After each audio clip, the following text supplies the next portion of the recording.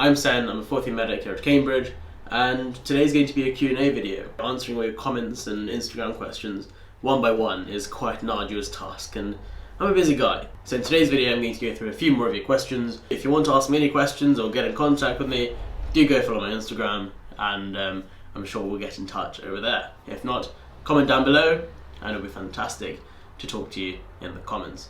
Now I personally do find the comments very entertaining, and it always makes my day when I'm studying or in the lab and it's a bit groggy to see a humorous comment that one of you leave.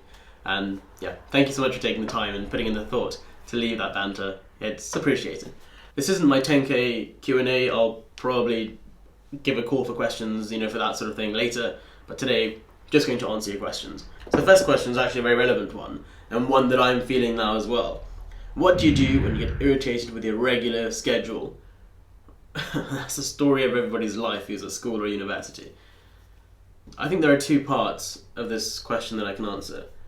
Number one, it's the getting irritated part. Number two is the regular schedule. So let's quickly attend the regular schedule part first, before I get to the irritation part.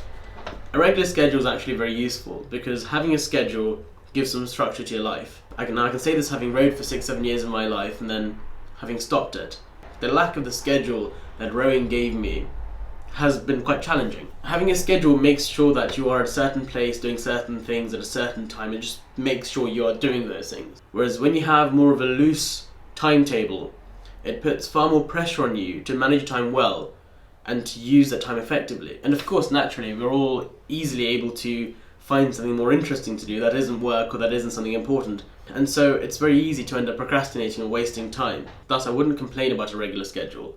I'd say appreciate the schedule and try and work in interesting things in between your allotted appointments. The irritated part, well, of course, getting irritated or feeling a bit naff is really not the nicest of things. And so it's important, again, that you change your perspective on your schedule, but maybe find a different activity that you can do that allows you to manage your stress. So for example, I enjoy shooting once in a while, or I enjoy playing polo once in a while. But I don't do this every single day.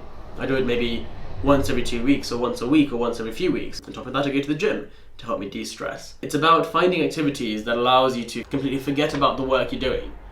And so when you do go back to your regular schedule, you're looking forward to actually going to college, or actually you're looking forward to reading your lecture notes as part of that schedule that you have. Of course, exam term revision schedules are very different because you have far less time to be walking and talking and playing and going to the gym. And it's just a matter of, for a month and a half, 2 months, sitting down and cracking on with your work. But in general, with school and college schedules, number one, make sure to appreciate it, because trust me, without a schedule, life is far harder. Find an activity, go to the gym, get big, or start running, or I don't know, find an activity you love and just go and do that. Another question is, do you do less work at weekends than weekdays?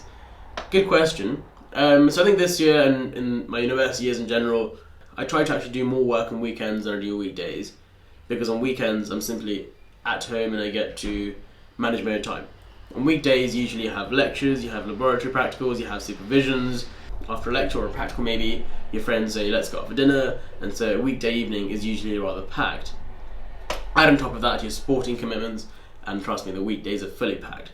Whereas on weekends, you only have 1 or 2 activities in the day, which allows you to sit down for quite a few hours and get through quite a lot of work. So no, I don't actually do less work on weekends, I do more work on weekends, because there are more periods of longer time that are free time. Did you ever struggle with motivation for your GCSEs? Completely. I did 13 subjects for my GCSEs, and it was pretty tough, mainly because you have a load of subjects, not just 3 or 4, you have 13 or 10, 11, whatever. And also, it's the pressure of these being your first public examinations. It all adds up and you think, is it going to be worthwhile? You haven't done exams before that mean a lot, and so you don't know the feeling of what it's like to do well in an exam. Of course, A-levels are different because having done your GCSEs, and if you do well in your GCSEs, you know the feeling that arises when you do well in your exams. And so you work hard for your A-levels because you want that same adrenaline rush you get on exam day when you get good marks. So GCSEs are very different because, again, they're your first exams and also you've got a load of exams. But the way to think about it is just think about each subject individually and try and love the subject for what it is, and use that passion for the subject and use that interest you develop for the subject to want to do well and to want to get nothing but the top grade for it. And actually, if you learn a subject to the level at which it satisfies your interest and your passion for that subject, I feel as if that's generally good enough for an 8, and you need to do some extra hard work to get that 9. because I guess a 9 is top 1 or 2%. So for those people, you have to be extra super keen. But I'd be happy with 8s personally, because that's the A-star equivalent at least. Do you have any idea of where you will work after uni? Super good question. Because currently I'm finishing the Masters in Engineering, I'll go back to medicine in the summer, then do my clinical rotations and become a doctor. The general answer to this question is yes, I'll hopefully work in a hospital, ideally in London or in Cambridge or Oxford. And yes, that's the general answer. Preferably, I'd like to, as well as doing that, be working in somewhere like Boston. It was at this moment that he knew. He f***ed up. LOL